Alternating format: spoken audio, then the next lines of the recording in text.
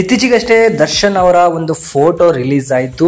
ಜೈಲಿನಲ್ಲಿ ಕೂತ್ಕೊಂಡು ಸಿಗರೆಟ್ ಹಿಡ್ಕೊಂಡು ಮಗ್ಗಲ್ಲಿ ಕಾಫಿಯನ್ನು ಕುಡಿತಿರುವಂತಹ ಒಂದು ಫೋಟೋ ವೈರಲ್ ಆಯಿತು. ಅದರಿಂದಾಗಿ ಹಲವಾರು ನ್ಯೂಸ್ ಚಾನೆಲ್ಗಳಿಗೆ ಒಂದು ಒಳ್ಳೆಯ ನ್ಯೂಸ್ ಸಿಕ್ತು. ಅದ್ರ ಜೊತೆಗೆ TRP ಜಾಸ್ತಿ ಆಗಿ ಹಲವಾರು ಜನ ದುಡ್ಡನ್ನು ಕೂಡ ಮಾಡಿಕೊಂಡ್ರು.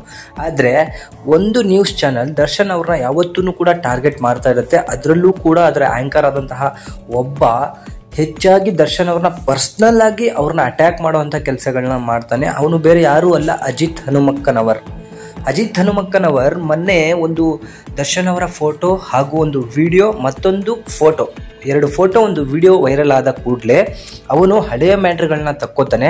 ದರ್ಶನ್ ಅವರು 10 kg ಇಳಿದು ಹೋಗಿದ್ದಾರೆ ಹಾಗೂ ಅವರು ಮನೆಯ ಊಟಕ್ಕೆ ಬೇಡಿಕೆಯನ್ನು ಇಡ್ತಿದ್ದಾರೆ. ಎಲ್ಲ ಕಡೆ ಕಂಪ್ಲೇಂಟನ್ನು ಸ್ವತಃ ಅವರೇ ಬರೆದ್ಬಿಟ್ಟು ಕಳಿಸಿದ್ದಾರೆ ಅಂತ ಹೇಳ್ತಾ ಇದ್ದ.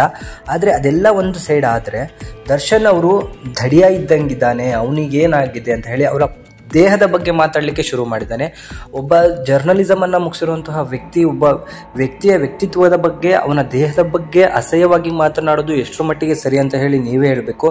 ಅಷ್ಟೇ ಅಲ್ಲ, ದರ್ಶನ್ ಇದುವರೆಗೂ ಕೂಡ ಆರೋಪಿಯಾಗಿದ್ದಾರೆ ಹೊರತು ಅಪರಾಧಿ ಇನ್ನೂ ಆಗಿಲ್ಲ. ಯಾಕಂದರೆ ಅವರ ಮೇಲಿರುವಂತಹ ಒಂದು ಕೇಸ್ ಏನಿದೆ ಅದು ಇನ್ನೂ ಕೂಡ ಚಾರ್ಜ್ ಶೀಟ್ ಸಲ್ಲಿಕೆ ಆಗಿಲ್ಲ, ಅವರಿಗೆ ಶಿಕ್ಷೆ ಕೂಡ ಅನೌನ್ಸ್ ಆಗಿಲ್ಲ. ಅದಕ್ಕೂ ಮೊದಲು ಇವನೇ ಅಪರಾಧಿಯನ್ನು ಮಾಡಿಬಿಟ್ಟು, ಅಷ್ಟೇ ಅಲ್ಲದೆ ಅವರ ವೈಯಕ್ತಿಕ ಜೀವನವನ್ನು ಹೀಯಾಳಿಸ್ಕೊಂಡು, ಅವರ ದೇಹದ ಬಗ್ಗೆ ಹೀಯಾಳಿಸ್ಕೊಂಡು ಅವರ ಮೇಲೆ ಅಟ್ಯಾಕ್ ಮಾಡುವಂತಹ ಕೆಲಸಗಳನ್ನ ಮಾಡ್ತಾರೆ.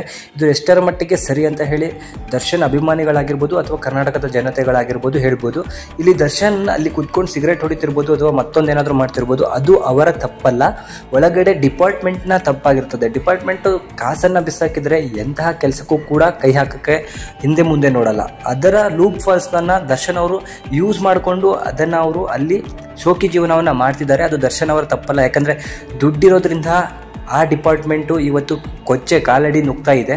ಸೊ ಅದನ್ನು ಅವರು ಬಳಸ್ಕೊಂಡು ಯೂಸ್ ಮಾಡ್ಕೋತಿದ್ದಾರೆ. ಇದರಲ್ಲಿ ದರ್ಶನ್ ಅವರ ತಪ್ಪೇ ಇರೋದಿಲ್ಲ, ಯಾಕಂದರೆ ಪೊಲೀಸ್ ಅವರ ದೊಡ್ಡ ತಪ್ಪಾಗಿರ್ತದೆ. ನಾವು ಏನು ದುಡ್ಡು ಕೊಟ್ಟರೆ ಏನಾದರೂ ಖರೀದಿ ಮಾಡ್ಬೋದು ಅನ್ನೋ ಈ ಕಾಲದಲ್ಲಿ ದರ್ಶನ್ ಅವರ ಬಳಿ ದುಡ್ಡಿತ್ತು, ಹಾಗೂ ಪಕ್ಕದಲ್ಲಿ ಕೂತ್ಕೊಂಡಿರೋದು ರೌಡಿ ಆಗಿರ್ಬೋದು, ಮತ್ತೊಬ್ಬ ಆಗಿರ್ಬೋದು, ಸ್ನೇಹಿತನೇ, ಅಲ್ಲಿ ಯಾರಿಗೂ ಕೂಡ ಅವರು ಹಿಂಸೆ ಮಾಡಿಕೊಂಡು ಜೀವನವನ್ನು ಮಾಡ್ತಿಲ್ಲ. ಆದರೆ ಬೇಕಾದಂತಹ ಸವಲತ್ತನ್ನು ದುಡ್ಡಿನ ಮುಖಾಂತರ ಕೊಂಡ್ಕೊತಿದ್ದಾರೆ. ಸೊ ನಿಮಗೆ ತಾಕತ್ತಿದ್ರೆ ಆ ಲೂಪ್ ಫಾಲ್ಸನ್ನು ತಡೆಯೋಕ್ಕೆ ಟ್ರೈ ಮಾಡಿ. ದರ್ಶನ್ ಅವರ ಬಗ್ಗೆ ವೈಯಕ್ತಿಕವಾಗಿ ಯಾರು ಕೂಡ ಟಾರ್ಗೆಟನ್ನು ಮಾಡಬೇಡಿ.